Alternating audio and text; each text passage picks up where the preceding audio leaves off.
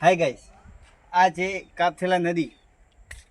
આમ કરે, આ છે કાપથેલા નદી. તેમને પાર કરવા માટે ગાંધી બાપુ અને મુસ્લિમોએ મળીને ગાડાની પુલ બનાવ્યો હતો. હંગામી ધોરણેથી વાંસથી બનાવેલો સેતુ અહીં ગાંધી બાપુએ પાર કરીને આગળ વધ્યા હતા.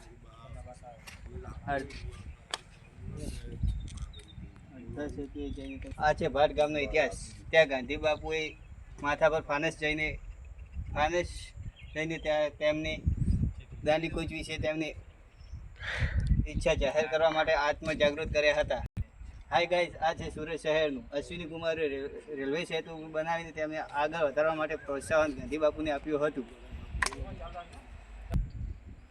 આ છે નવસારીનું દુધિયા તળાવ. ગાંધી બાપુએ નવસારીના દુધિયા તળાવમાં આંતરરાષ્ટ્રીય ફિલ્મો કરતા મોટા વાહન ઉપર ચડીને ફિલ્માંકન કરી રહે છે. આથી હાથ ગાડી ઉપર વેચાતે ખાદી ખરીદી રહ્યા છે તેનું દ્રશ્ય દેખાઈ રહ્યું છે.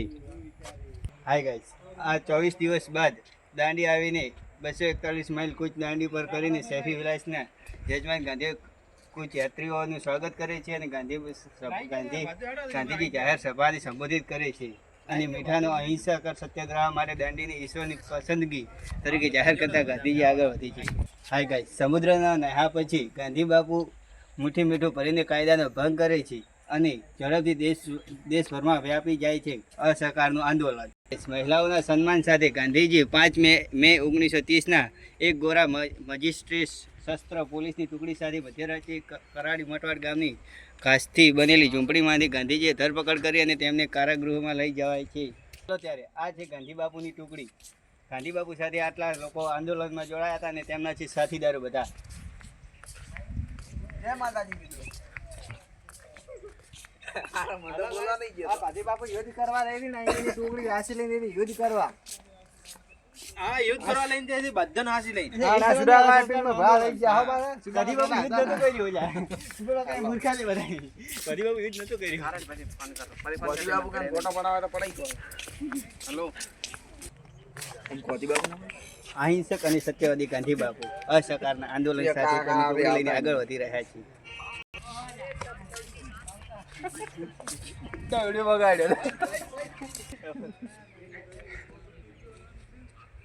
આ ગાંધી બાપુ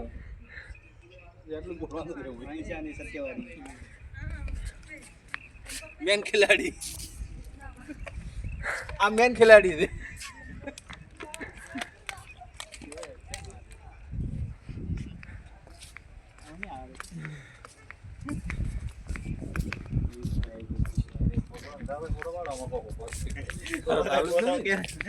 કેમેરો સારું છે કેતા કેમ નથી?